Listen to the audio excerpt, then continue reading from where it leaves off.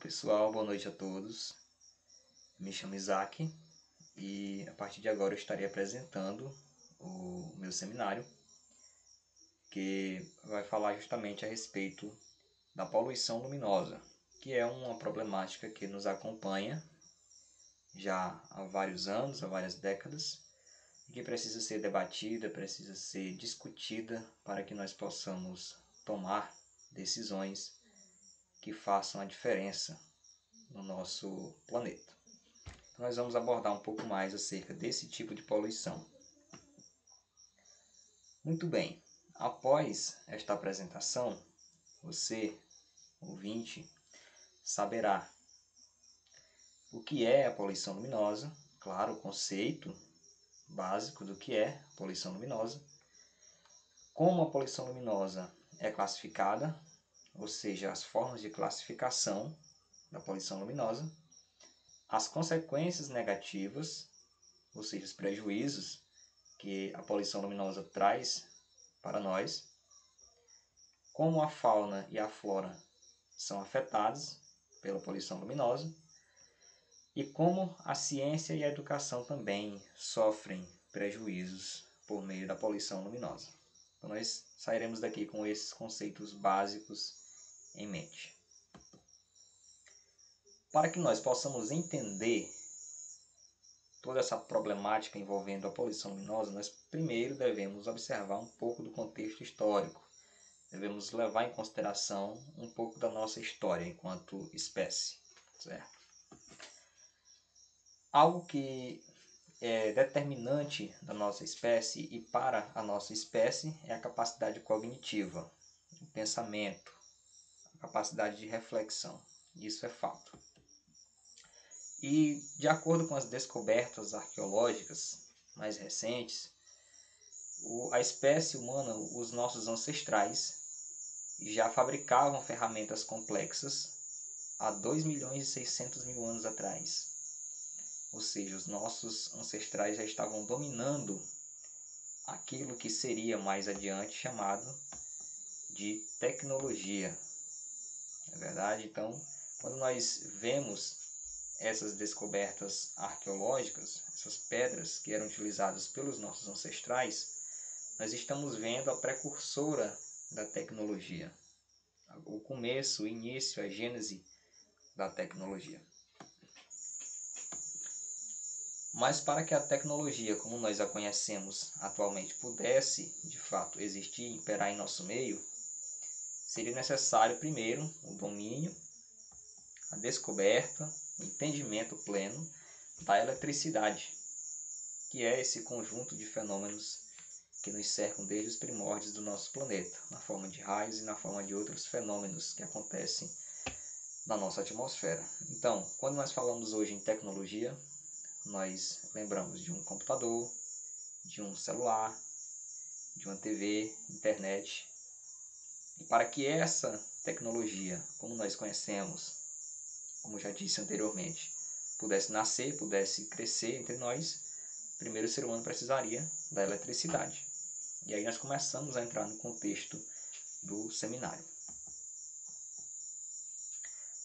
Nós vamos falar agora sobre os estudos, os primeiros estudos sobre os fenômenos elétricos. É claro que para desvendar os fenômenos elétricos e eletromagnéticos, obviamente, foi preciso alguém iniciar, foi preciso ter um precursor, alguém, um pioneiro na área.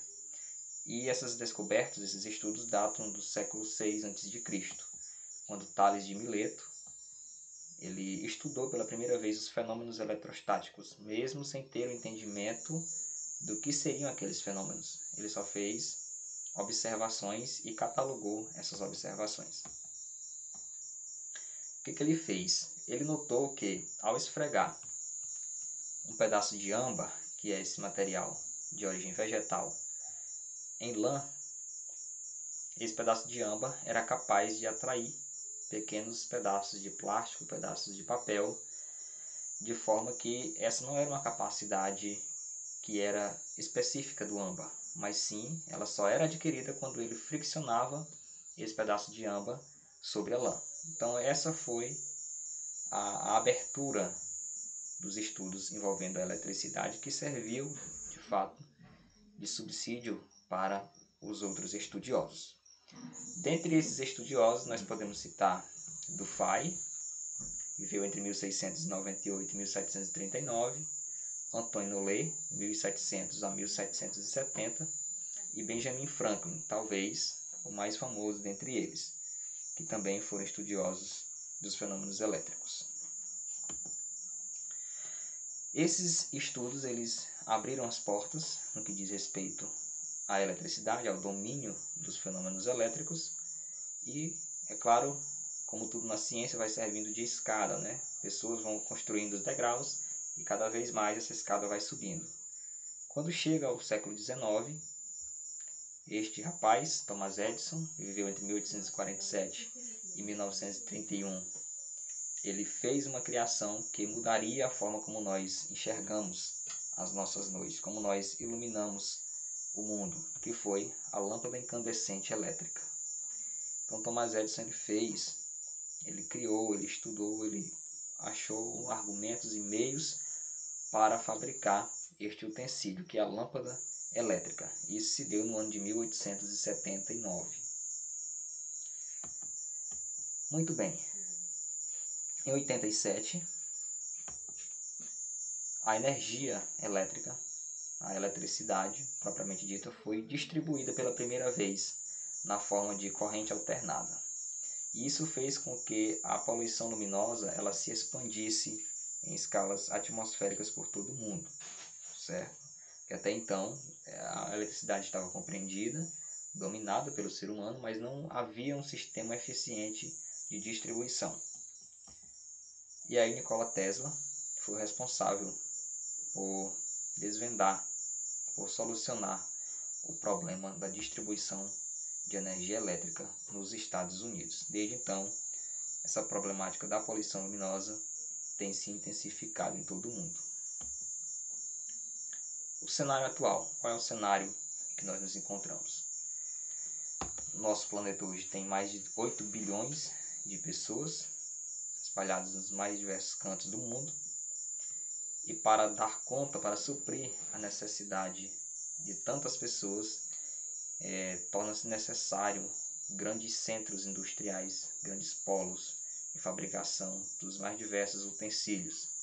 E é claro que nesses grandes centros, onde há grandes adensamentos humanos, há também muitas luzes artificiais, como nós podemos ver uma foto de Paris, né? A Torre Eiffel, mostrando e demonstrando para nós a quantidade de energia elétrica, né? Luz artificial, que está presente no meio desse centro, em contraste com um céu avermelhado, totalmente poluído.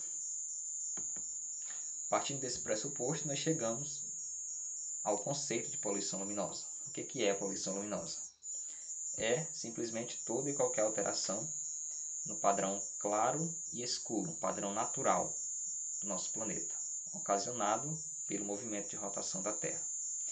E aqui eu trouxe uma foto que ilustra muito bem esse padrão natural, em que os astronautas da missão Apollo 8 da NASA tiraram uma foto do nascer do nosso planeta, né, do aparecimento do planeta Terra a partir da superfície lunar, a partir da órbita lunar, melhor dizendo, demonstrando aqui claramente que uma parte do planeta está voltado para a nossa estrela, o Sol, e, portanto é dia, está iluminado, e a outra parte está voltada para o lado escuro, sendo portanto noite. Então esse é o padrão natural, o padrão em que as espécies animais, viventes e também vegetais evoluíram. Nesse cenário, dentro dessa dinâmica de claro e escuro, foi que a vida, como nós a conhecemos, evoluiu. Então qualquer alteração nesse padrão constitui-se poluição luminosa. Aqui uma foto retratando um centro, uma cidade, com várias ruas, vários bairros e uma grande quantidade de luzes artificiais tomando o lugar da escuridão da noite.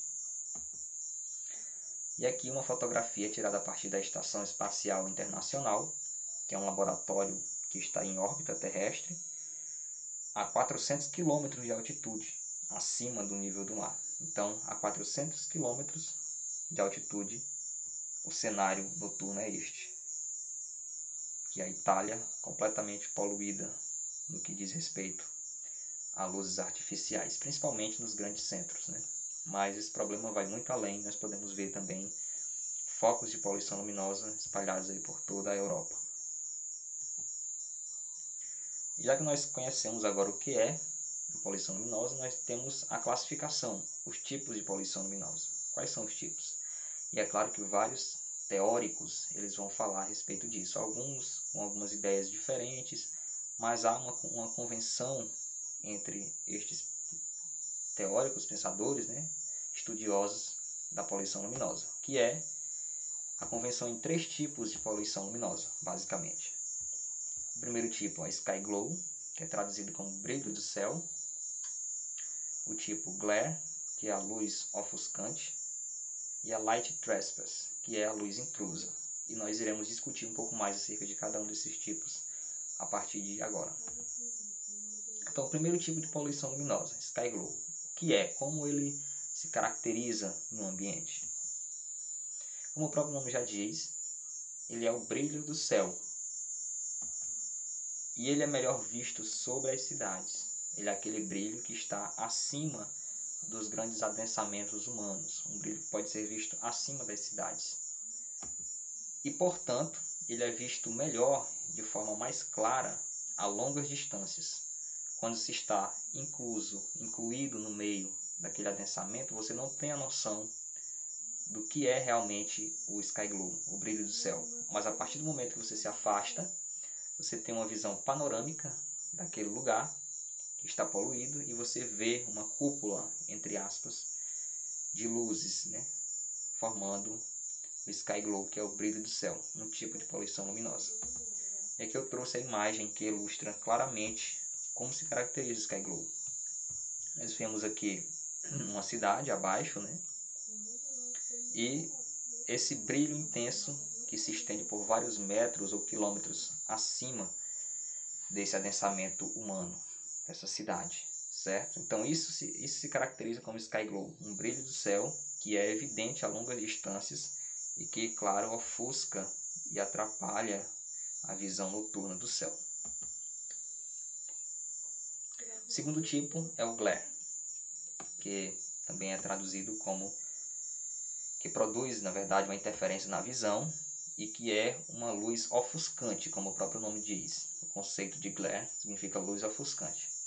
Ele é bem visto e ocasionado, né, por luzes de postes e outras lâmpadas da iluminação pública e que são utilizadas nos mais diversos locais pelo ser humano, certo? Esse tipo de poluição luminosa ele pode provocar uma cegueira momentânea e, consequentemente, pode provocar uma série de problemas como acidentes e também até problemas na visão.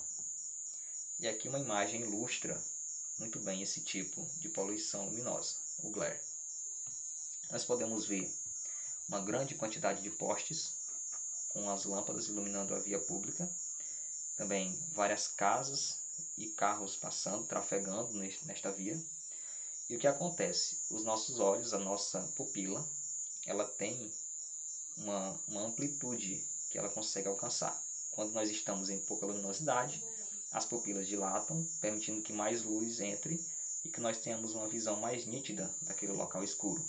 E quando acontece o contrário, e nós estamos em um local bem iluminado, a nossa pupila ela se fecha, controlando o fluxo de luz que vai chegar à nossa retina. Acontece que isso tem um limite, ela chega no seu limite de abertura mínima.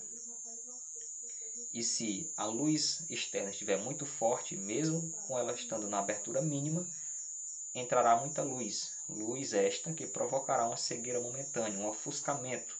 E isso se caracteriza como glare. E o terceiro tipo, e não menos importante, é a light trespass, que é justamente uma luz excedente, uma luz que não deveria estar naquele lugar.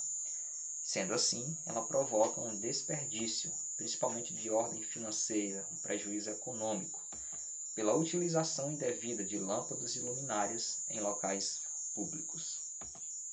É que eu trouxe uma imagem que ilustra também esse tipo de poluição, onde nós podemos ver uma fileira, né, de postes que tem lâmpadas e que essas lâmpadas elas foram colocadas aqui com a finalidade de iluminar essa via onde trafegam pessoas, mas ao mesmo tempo que elas estão iluminando essa via, há uma fuga de luz que interfere os habitantes dessa casa, por exemplo.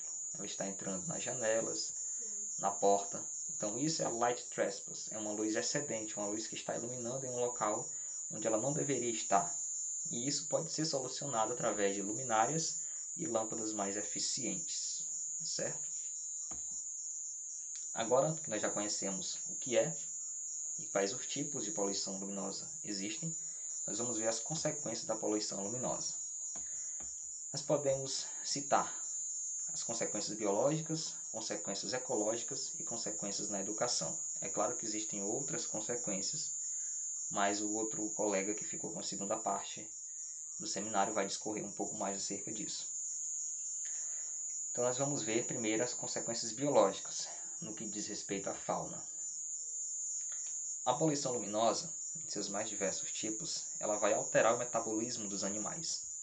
Isso porque nós dependemos de um controle hormonal que é comandado pelo nosso sistema endócrino e que precisa de comandos advindos do sistema nervoso central, que é controlado, obviamente, pelos estímulos externos, certo?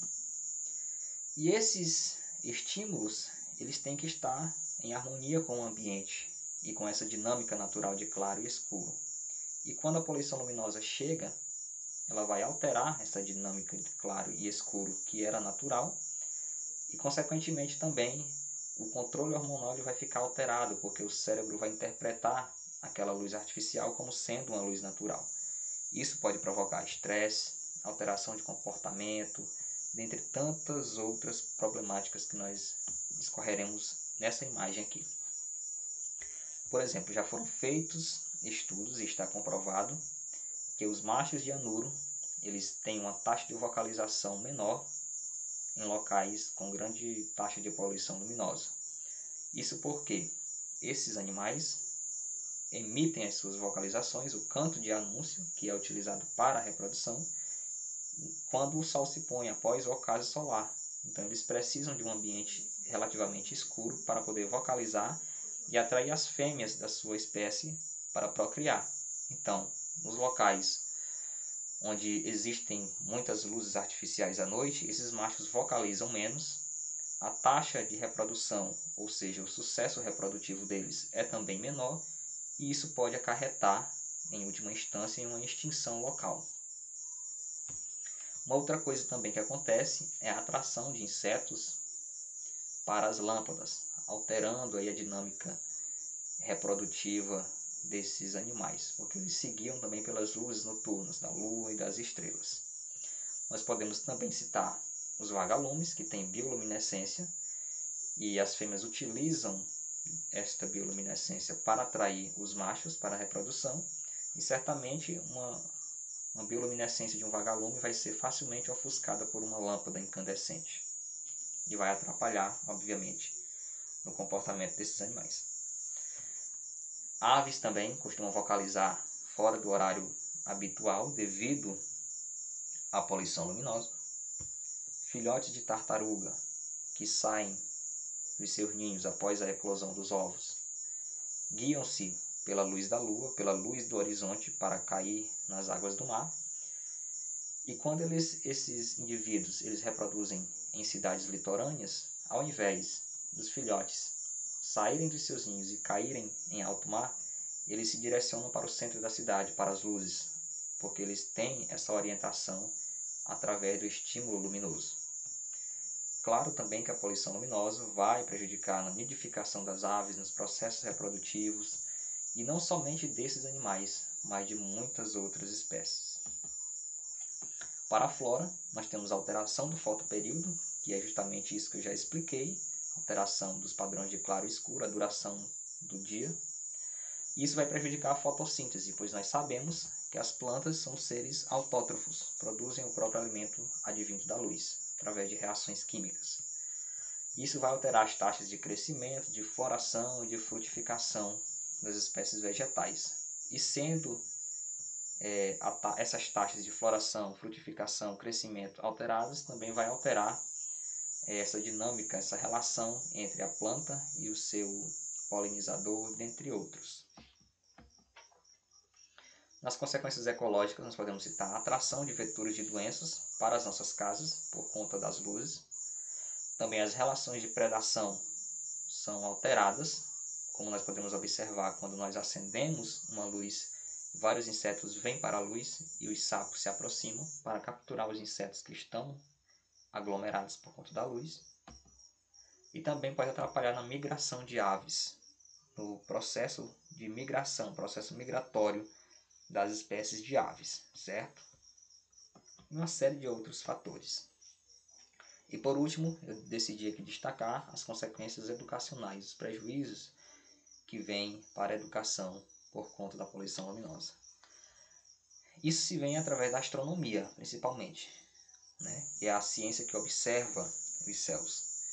Os principais tipos de poluição luminosa que atrapalham na prática da astronomia são a sky glow e a glare, né? Que é a luz ofuscante, glare, e o brilho do céu, sky glow. Essas luzes provocam interferência atmosférica. É claro, amplificam ainda mais a interferência atmosférica, pois a nossa atmosfera, por si só, já provoca distorção de imagens. É amplificada pela poluição luminosa, a situação piora, né? E aqui eu trouxe uma foto, duas fotos na verdade. Uma foto demonstrando aqui um local com poluição luminosa, em que nós quase não conseguimos ver estrelas no céu. E aqui uma foto autoral, uma foto que eu mesmo fiz aqui no quintal de casa, né? Zona rural, mostrando o céu noturno, o céu bem limpo, com a ausência de poluição luminosa, demonstrando aqui claramente o braço de Sagitário, que é essa porção da Via Láctea que nós podemos avistar em um céu com uma qualidade boa. Só que vocês já conseguem ver a diferença, os prejuízos que a poluição luminosa traz para a observação do universo. E é claro que a poluição luminosa ela vai ter os seus níveis, locais vão ser mais poluídos, outros locais vão ser menos poluídos. E foi criado em 2001 pelo cientista John Bortle uma escala chamada escala de Bortle, claro, né, que leva o seu nome, justamente utilizado para mensurar, para medir, para aferir os níveis de poluição luminosa. E aqui eu trouxe a imagem dessa escala, onde os números maiores, mais próximos de 9, que é o máximo da escala de Bortle, são céus mais poluídos e, portanto, com menos astros visíveis durante a noite. E os céus que estão no grau mais próximo de 1, na escala de Bortle, são os céus melhores para observação, como nós podemos observar na imagem. É que eu trouxe uma comparação, né, hipotética. O céu de uma cidade grande, uma grande metrópole como São Paulo, está entre 8 e 9, no máximo grau da escala. As capitais menores estão entre 7 também, beirando 8. A cidade de Parnaíba, pelas observações que eu já fiz, está entre 5 e 6 em grau de poluição luminosa, ou seja, dentro da escala de Bortle. A minha cidade, São Bernardo, aqui no Maranhão, tem um céu em torno de 4, 3 ou 4. E aqui a zona rural, onde eu moro, está em torno de 2, um céu aí praticamente excelente para observação. E aqui eu trouxe um vídeo de um observatório localizado no Chile, em um morro chamado Cerro Paraná. E aqui eu estou demonstrando com essa visão em 3D Google Maps a localização geográfica. Vocês podem ver que está em um local onde não tem muita poluição luminosa, que por isso é um excelente local para a instalação de um observatório. E lá existe um grande observatório. E essa é uma foto mostrando o céu noturno de Paraná, né? Nós podemos ver uma vasta quantidade de estrelas e no horizonte nós podemos observar que não há indícios de sky glow, nem nenhum tipo de luz ofuscante que atrapalhe as lentes do observatório. E aqui uma outra foto também tirada no mesmo local, demonstrando o braço de Sagitário, a Via Láctea. a grande nuvem de Magalhães e a pequena nuvem de Magalhães, que são galáxias vizinhas, que são de difícil visualização, por sinal, e que em Paranal podem ser visualizadas através de uma longa exposição, demonstrando justamente essa questão, né? Mas a problemática não acaba aí. Nós só analisamos aqui a poluição luminosa que está vindo da própria Terra, do nosso próprio da própria superfície aqui, que está ao nível do mar. Mas existe também uma poluição luminosa que está nos altos, né? Que está sobrevoando, orbitando o nosso planeta. E essa poluição ela vem através dos satélites da rede Starlink, que é uma rede de distribuição de internet via satélite do proprietário Elon Musk, o magnata Elon Musk. E aqui eu tenho um print de uma notícia em que diz: satélites da Starlink aparecem como um cordão de luz no céu do Brasil. Então essa é a visualização de um habitante aqui da Terra dos satélites Starlink após o seu lançamento, pois são lançados centenas de satélites juntos, dezenas ou centenas de satélites, e esses satélites eles passam alguns dias orbitando a órbita baixa da Terra. E após o ocaso solar, após o pôr do sol, esses satélites refletem a luz solar aos nossos olhos. E isso atrapalha bastante os instrumentos de observação do céu, pois este cordão, como diz a notícia, esse cordão luminoso, ele aparece justamente na hora em que os equipamentos estão sendo calibrados para observação noturna, o que certamente vai interferir e esses objetos de observação vão ficar descalibrados, os instrumentos de observação noturna. Elon Musk ele tem autorização do governo para lançar até 12 mil satélites para atender mais de 5 milhões de clientes. E é claro que isso é uma dor de cabeça para astrônomos, tanto profissionais quanto amadores. Então, é algo a se pensar, algo a se tratar, a questão da poluição luminosa. Esses são apenas alguns aspectos, algumas vertentes que nós podemos abordar dentro desse assunto. E por final, eu deixo aqui o questionamento: o que nós faremos para mudar? O que nós, enquanto cidadãos, faremos e o que os parlamentares, os homens que estão acima das leis, o que eles farão para mudar essa dinâmica, para garantir um planeta melhor, mais sustentável para as futuras gerações? Então fica essa pergunta como reflexão e a partir de agora eu estou aberto a questionamentos, perguntas e colocações dentro desse assunto, tá bom? Aqui ao final eu deixo as referências que foram utilizadas para a confecção tanto dos slides quanto do seminário em si. Tá bom, pessoal? Agradeço a atenção e podem perguntar, podem ficar à vontade. Muito obrigado.